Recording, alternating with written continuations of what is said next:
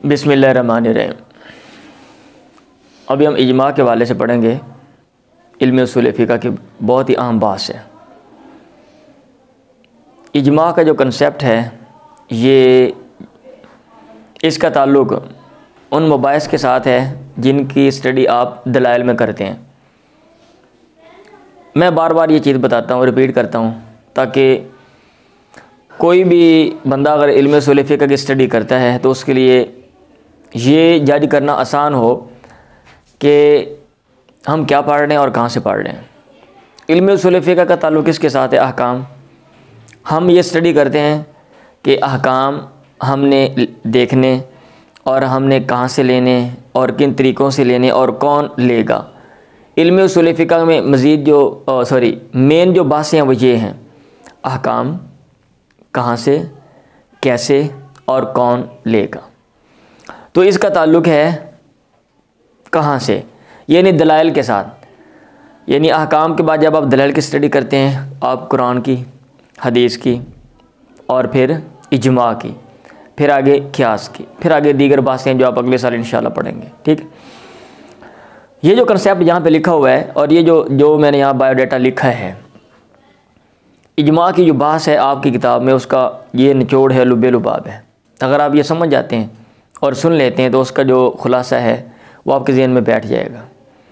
लेकिन आगे बढ़ने से पहले मैं जो है ना, मेरी पर्सनल राय है और आप भी ये जो कंसेप्ट है इसके बारे में आपने सोचना है और 1 मिनट आंखें बंद करके आपने दिमाग में कि कोई भी मसला अगर उस पर अहले इल्म राय दे देते हैं और 50 साल पहले, 100 साल पहले, 50 या 100 साल पहले उन्होंने राय दी थी और आज वक्त के साथ साथ कितनी जो है ना वो तब्दीली हो जाती है और हो जाएगी मुस्तकबिल में।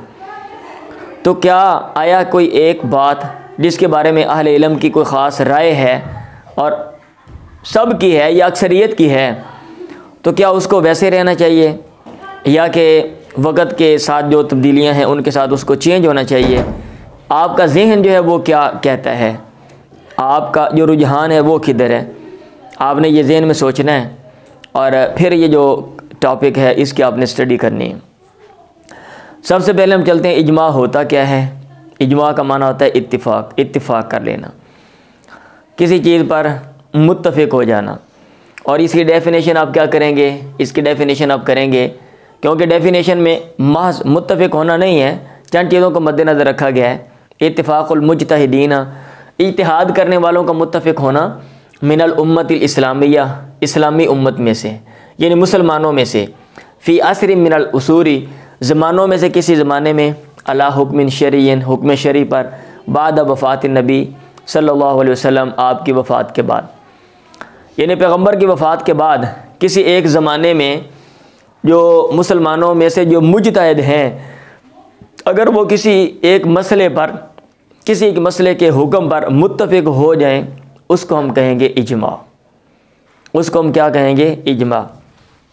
अब ये जो डेफिनेशन आपने की है कि भाई मुत्तफ़िक हों और मुज्तहिद हों और मुसलमानों में से हों किसी एक ज़माने में और हुक्म शरी हो और बाद वफ़ात नबी, इसके बाद हो, इन सब चीज़ों का जो खुलासा है या उसका जो नतीजा है वो मैंने यहाँ पे लिख दी है और किताब वाले ने भी लिखा हुआ है कि ये जो डेफिनेशन आपने की है कि मुज्तहिदीन मुत्तफ़िक हों, इत्तिहाद करने वाले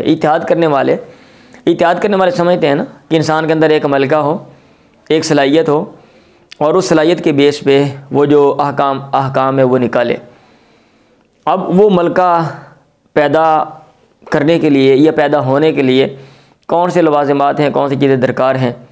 इजमा का टॉपिक आगे आएगा, इज्तिहाद और तकलीद का, इजमा कह रहा हूँ, सॉरी, इज्तिहाद और तकलीद का। तो वहाँ पे उसकी हम स्टडी करेंगे और उसमें माजी की जो चीज़ें लिखी हुई हैं और जिनसे मेरा इख्तलाफ भी है बहुत सी चीज़ों से कि भाई ऐसा नहीं होना चाहिए, हालांकि वक्त चेंज हो गया है, वो सारी मैं बताऊँगा और जो तब्दीलियाँ होनी चाहिए वो भी मैं बता दूँगा अपने नाक़िस इल्म के मुताबिक। क्योंकि जब भी मैं स्टडी करता हूँ चीज़ों की तो मैं कोशिश करता हूँ कि मेरे ज़हन में कोई चीज़ बात आती है तो वो भी मैं साथ जो है ना वो शेयर कर दूँ। अब ये जो डेफिनेशन आपने की है इससे कौन सी बातें समझ आई? किताब वाला कहता है इससे ये बातें समझ आई कि इत्तिफाकुल मुज्तहिदीन, इत्तिफाक मुज्तहिद का होना चाहिए। अगर कोई बंदा मुज्तहिद नहीं है तो उसके इत्तिफाक का, ऐसे लोगों के इत्तिफाक का एतबार नहीं है, पहली बात। दूसरी बात, इत्तिफाक जमील मुज्तहिदीन, जितने भी मुज्तहिद हैं सब का इत्तिफाक होना चाहिए। अगरचे बाद लोगों ने यह कहा हुआ है कि कुछ लोग अगर ना भी इत्तिफाक करें, इत्तिफाक अक्सर मुज्तहिदीन, ये भी कुछ लोग कह देते हैं, लेकिन अक्सरियत की जो राय है वो ये है कि इत्तिफाक जमील मुज्तहिदीन।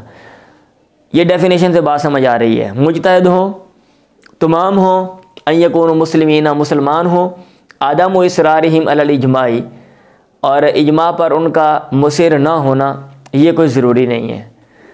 मतलब ये है कि इसका ये वाली जो शर्त है ना, आदम इसरारिहिम अलल इजमाई, आप पढ़ लीजिएगा, उसने वो लिखा हुआ, मैंने शॉर्ट करके इशारा दे दिया। उसने ये कहा हुआ है अगर एक वक़्त में किसी मसले पर या किसी मसले के हुक्म पर इजमा हो गया है, इत्तिफाक हो गया है, अब ज़रूरी नहीं है कि वो सब लोग जिन्होंने इत्तिफाक किया है अगर वो कल को इख्तिलाफ़ करें 2 साल के बाद या मरने से पहले उनमें से चंद लोग कह दें भाई हम इस मसले में मुत्तफ़िक नहीं हैं, हमारा जो रुझान जो हमने फतवा दिया था हम उसके अगेंस्ट जा रहे हैं, अब वो इजमा जो है वो कल अदम हो जाएगा या उनका जो फतवा है वो इजमा को मुतासिर करेगा, ऐसा नहीं है।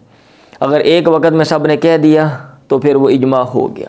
अगर ये बाद वाले वो इसरार ना भी करें तो कोई मसला नहीं। आदम इसरारी मरल इजमा, हुक्म शरई, हुक्म शरई होना चाहिए बाद वफ़ात नबी, पैगम्बर की वफ़ात के बाद।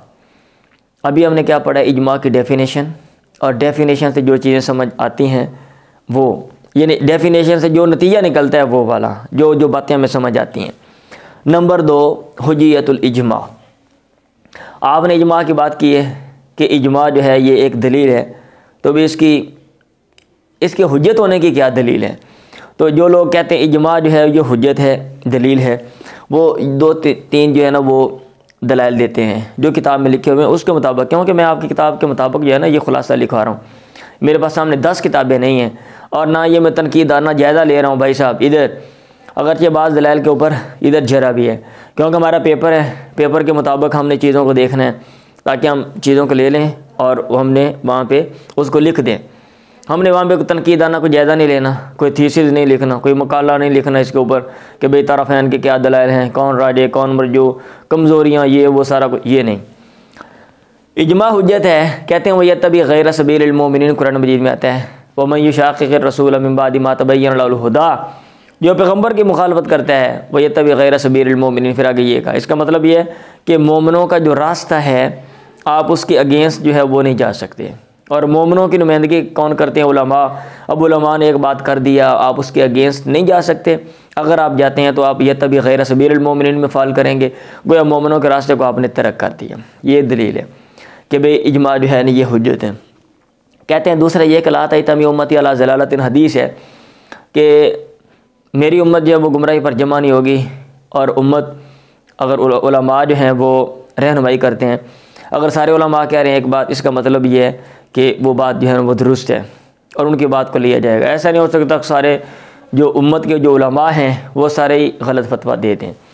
नंबर 3, लाबुद्दा लिल इजमा मिन दलील शरई, और ज़रूरी है इजमा के लिए दलील शरई। कहते हैं जो भी इजमा होगा कोई ना कोई शरई दलील जो है ना वो ज़रूर उसको सपोर्ट कर रही होती है, और जो इत्तिफाक कर रहे होते हैं उनके ज़हन में कोई ना कोई दलील जो है वो होती है। तो ये है हुज्जियत की बात। अब आगे आ जाते हैं इजमा की अक़साम की तरफ। अनवाउहु अल इजमा सरी, वाज़े इजमा। वाज़े इजमा में क्या होता है, जो आरा हैं वाज़े तौर पे आरा दी जाती हैं और उस पर इत्तिफाक किया जाता है वाज़े तौर पे। लोगों ने कहा, कोई मसला पेश किया, प्रेजेंट किया, कोई बात पेश की और उलमाए कराम ने अपने जो फतावा हैं, अपनी जो आरा है उसका इजहार किया वाज़े तौर पे, इसको कहेंगे इजमा सरी। मैंने इशारा दे दिया है, इब्दाउल इजमाई वल आराई सराहतन, यानी इजमा का होना ज़ाहिर करना और आरा का ज़ाहिर करना ये वाज़े तौर पे हो। सब लोग इजमा अपना इत्तिफाक ज़ाहिर कर रहे हो, हाँ ठीक है ये बात ऐसे है, अपनी राय जो है वो दे रहे हो। अगर उलमा वाज़े तौर पे अपनी राय दे रहे हैं वो वाज़े इजमा होता है। और इजमा सुकूती, दूसरा इजमा सुकूती है। इसका क्या मतलब है? इसका मतलब है इश्तिहार और राय, कि कोई राय फैल जाए, वादम व इनकार इमसरातन, और वाज़े तौर पे वो इनकार ना करें। अभी किसी ने कोई राय दे दी, फतवा दे दिया, इधर इलाके में फैल गया अभी किसी ने उसके बरक्स अपनी राय का इजहार नहीं किया, लोग चुप कर गए, वाज़े तौर पे बोल के नहीं, ये नहीं कहा कि मैं इसकी तइद करता हूँ, लेकिन इनकार भी नहीं किया, वाज़े तौर पे। इसको कहते हैं इजमाए सुकूती। ये जो इजमाए सरी है, इसके बारे में किताब वाला कहता है हुज्जतुन क़तियतुन, ये कती हुज्जत है, ला तजूज़ु मुखालफत, वा उसकी मुखालफत जायज़ नहीं है। अगर उलमा वाज़े तौर पे कह देते हैं, अब आप उसके बरक्स जाते हो तो आप गलत हो। और ये जो इजमाए सुकूती है, यानी ऐसे कि कोई राय फैल गई और सब लोग उलमा हैं उस इलाके में या उस दौर में आलिम हैं, कोई उसके मुखालिफ नहीं जा रहा, तो ये भी एक तरह का इजमा है। तो इसकी आगे हैसियत क्या है, इसमें अहले इल्म का इख्तिलाफ है। लईसा भी इजमाइन, बाद लोगों ने यह कहा हुआ है कि ये इजमा नहीं है, वो कहते हैं कि ये इजमा नहीं है। कौन लोग हैं? ये इमाम शाफी हैं और मालिकी हैं।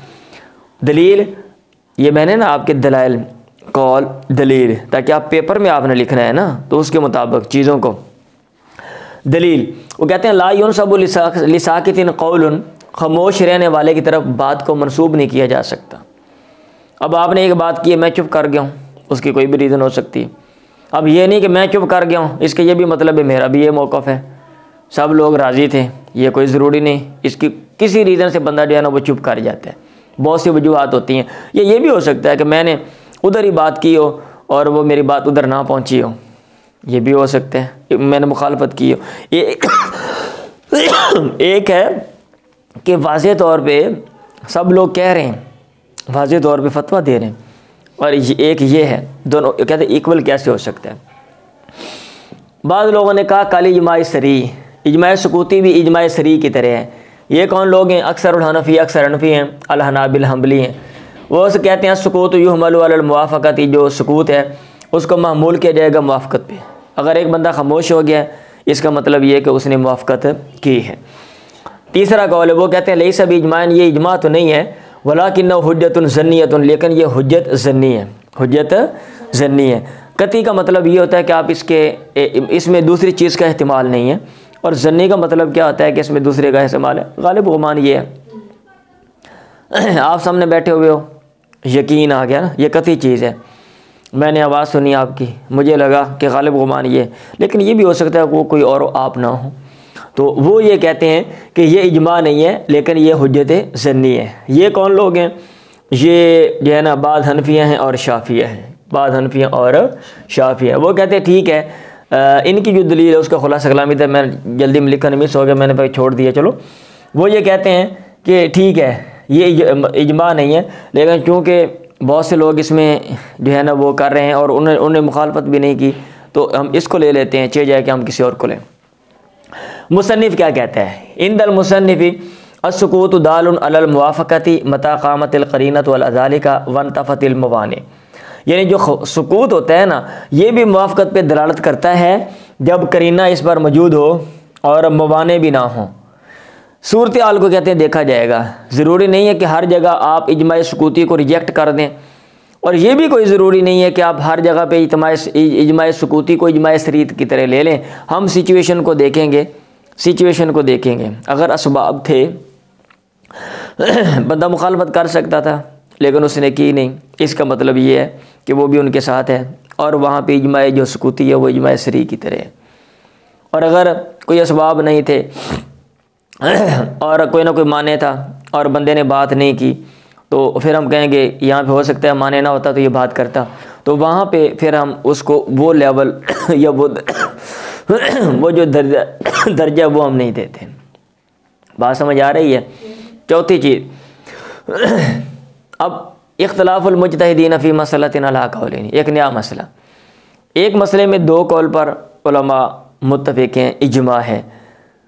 यहाँ तो था एक मसले में सब लोग एक ही बात कर रहे हैं, अब इसका स्टेप आगे, एक मसला उसमें दो तरह के अक़वाल हैं, अब क्या उनके भी मतलब मुखालफत कर सकता है या कि नहीं। यहाँ पे था इजमा ये वाला, एक मसले में एक ही कौल है, एक ही तरह सब लोग कह रहे हैं, इसकी मुखालफत। यहाँ पे एक मसले में दो कौल हैं, दो ग्रुप हैं, दो तरह के उलमा हैं, ठीक है, दो तरह के।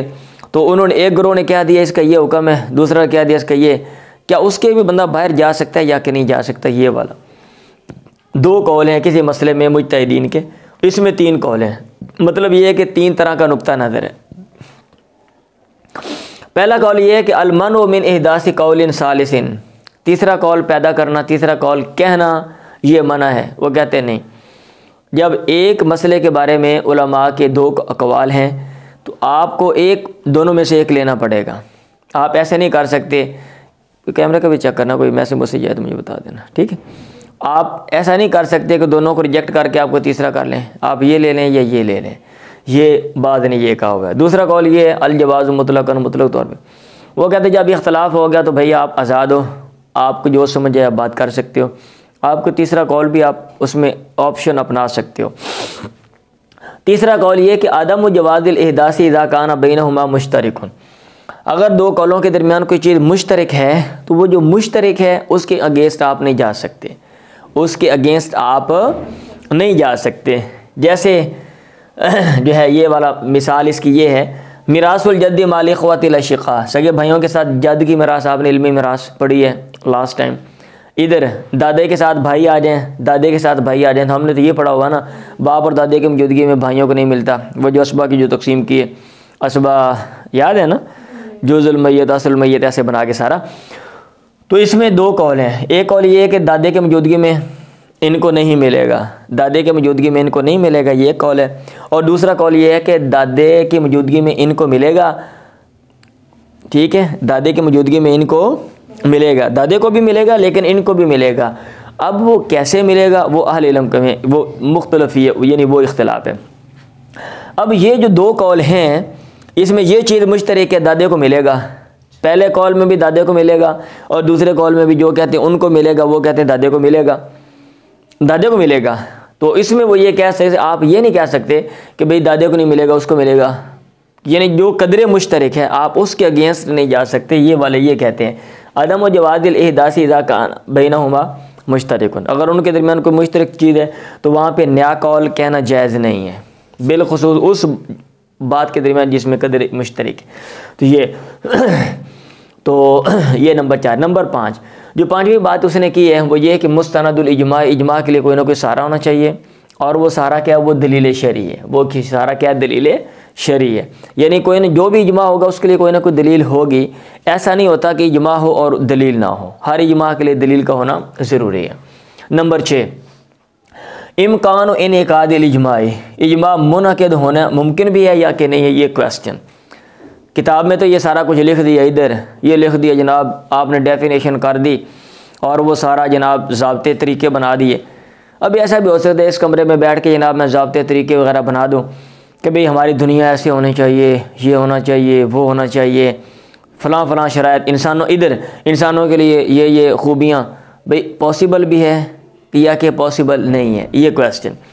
तो आदम वाल इम्कान ही बाद लोगों ने कहा वह मुमकिन ही नहीं है।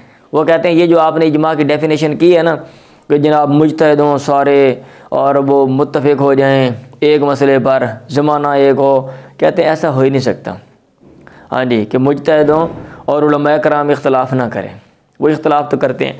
तो अन-निज़ाम मिनल मुअतज़िला, मुअतज़िला में से जो निज़ाम है वो कहते हैं एक बात, दूसरा वो दलील देते हैं। मैंने दलील इशारा दे दिया ना, क्योंकि आपने पेपर में लिखने हैं हर चीज़ को, दलील कौल हर चीज़ आपने वहाँ पे। मारिफतुल मुज्तहिदीन बिया यानी मुताज़िरतुन, कहते हैं मुज्तहिदीन को उनके आयान के साथ बेआइनी ही मुज्तहिदीन को पहचानना ये नामुमकिन है। अब हमारे पास कहते हैं कोई आला नहीं है, कोई दूरबीन नहीं है कि हम चेक कर लें भाई मुज्तहिद केड़ा केड़ा है और कितने कितने बैठा है, ये तो इम्पॉसिबल है। आप 5 मौलवियों को जानते हो, आप 5 मुल्लाओं को जानते हो, आप ये कह देते हो कि वो मुज्तहिद है, ठीक है। हो सकता है जनाब कहीं और बंदा वो बड़ा कॉम्पिटेंट हो। अब ये नहीं कि जिनको आप ही जानते हो वही जनाब मुज्तहिद हैं और बाकी कोई और मुज्तहिद नहीं है। जैसे हमारे यहाँ होता ग्रुप बने हुए हैं, भी एक ग्रुप है उसके अंदर जो ऊपर हैं हमारी अकीदत है, हम समझते हैं कि दुनिया में यही है, कोई और नहीं है, बाकी सब लल्लू फत्तू हैं। जैसे हम सोच रहे होते हैं वैसे वो सोच रहे होते हैं, ठीक है। और जैसे ये मजहबी तबका ये समझता है कि भाई जो लोग वो जो दूसरे हैं ना तबका, जो यूनिवर्सिटी कॉलेजों वाले बेचारे, इनको क्या पता है, ये सारे टग्गे ही ने, ये हमें ही सारा पता है सारी दुनिया का। और वो दूसरी तरफ वो भी वैसे ही सोच रहे होते हैं कि भाई सारा हमें पता है, ये मौलवी बेचारे ने क्या पता है, दाल रोटी खा छड़े, इनको कोई पता नहीं है। समझ आ रही है। तो वो कहते हैं ऐसे बंदे ढूंढना मुताज़िरतुन नामुमकिन है। इम्कानुल इनेकाद, इनेकाद इजमा का मुनक़िद होना मुमकिन है, ये जमहूर उलमा अक्सर उलमा ये कहते हैं, वो कहते हैं मुमकिन है। वाक़ा फ़ेलन, वो कहते हैं बिलफ़ेल वाक़या हुआ भी है। इजमा साबत अला अन्ना लिल जद्दत या सुदुस फ़िल मिरासी, मिरास में जद्दा को सुदुस मिलेगा। कहते हैं ये मिसाल आपको नज़र नहीं आ रही, ये मिसाल आपको नज़र नहीं आ रही, आप जद्दा को सुदुस देते हो। तो ये सहाबा के दौर में ये चीज़ है, किसी ने इसके इख्तलाफ नहीं किया, सब लोगों ने यही फतवा दिया, तो लिहाजा ये इजमा है, इजमा की मिसाल है। मैं दोबारा फिर कह रहा हूँ, आपने आंखें बंद करनी है और 2-4 मिनट आपने सोचना है कि एक मसले के बारे में सब लोग मुत्तफ़िक कैसे होंगे, और फिर 50 साल 100 साल के बाद क्या जो फतवा दे दिया जाए उसको सेम टू सेम लेना चाहिए या कि नहीं। और आपके जो दिमाग जो कहेगा ना वो आपने फिर मुझे बताना है, ठीक है। हाँ जी, इधर मैं कोई और बात नहीं करूँगा, ये ना हो कि लोग मेरे पीछे लग जाएं। समझ आ रही है। सातवीं बात अहमियतुल इजमा फिल वक़्तिल हाज़िर व इम्कानु इनेकादी, इजमा की अहमियत मौजूदा दौर में और उसके इनेकाद का इम्कान, यानी उसके मुनक़िद होने का इम्कान है या कि नहीं, इसको डिस्कस किया मुसन्निफ़ ने। कि माजी में छोड़ दें, माजी में लोग मुआशरे फैले हुए थे, हमारे पास हर्डल्स रुकावटें थीं, हमारे पास सोर्सेज नहीं थे कि हम जनाब रवाबित करें। लेकिन आज पूरी दुनिया सिमट गई है, एक गांव की तरह ग्लोबल विलेज है, हम कहीं भी बैठ कर रब्ता कर सकते हैं। तो जैसे बैनुल-अक़वामी तंजीमें हैं, ऐसा हो सकता है कि मुसलमानों की एक तंजीम हो और वो बैनुल-अक़वामी तौर पे हमारी एक जो है ना क्या कहते हैं एक मजलिस हो, तो एक क्या कहते हैं जमात हो और वो नुमाइंदगी करे, और कोई भी मसला हो जदीद दौर का उसमें आरा लेनी हो, तो वो जनाब मुख्तलिफ़ ममालिक में जो मुसलमानों के ममालिक हैं वहाँ पे वो उनको बताए और उसमें उलमाए कराम जो है वो अपनी जो है ना वो राय वो दें। फिर उसके बाद जो है ना वो एंड पे कोई इज्तिमाई जो है ना वो फ़ैसला करे। पॉसिबल तो है, लेकिन मसला ये है कि भाई होगा कैसे, कौन करेगा। वो लेटर लिखणगे, इत्थे मौलवी लड़ पैणगे, ठीक है। वो कहणगे हाँ अच्छा तुसी वड्डे उत्थे बैठे हुए हो, सानू छोटा समझिया तुसी, असीं नहीं राय देंदे, ठीक है। फिर ये कि भाई ये वाबिया ने राय दी है, असीं इहदे खिलाफ राय देनी, ये बरेलवियां ने राय दी है, साडी राय इन्हां दे उलट होनी चाहिए। समझ आ रही है। हाँ जी। फिर ये कि ये अमेरिका के मौलवियों ने राय दी है, नहीं हमने तो जनाब जो है ना इधर और राय देनी है, मुखालफत करनी है। समझ आ रही है। हाँ जी। फिर ये भी कि भी फ़लाँ इस मौलवी को तो वो बुलाते हैं, मुझे नहीं बुलाते, लिहाजा मैं इहदे नाल राय देनी नहीं, मैं उलट ही राय देनी है, इजमा मैं होने नहीं देना, ना खेडना है तो ना खेडन देना है। समझ आ रही। हाँ जी। वैसे बातें तो मतलब ये ठीक हैं, अच्छी हैं, लेकिन मसला ये है कैसे कैसे कैसे, बात समझ आ रही। तो मेरा ख्याल है कुछ ना कुछ पहले आपके पड़ गया, मुझे ये देखने दो।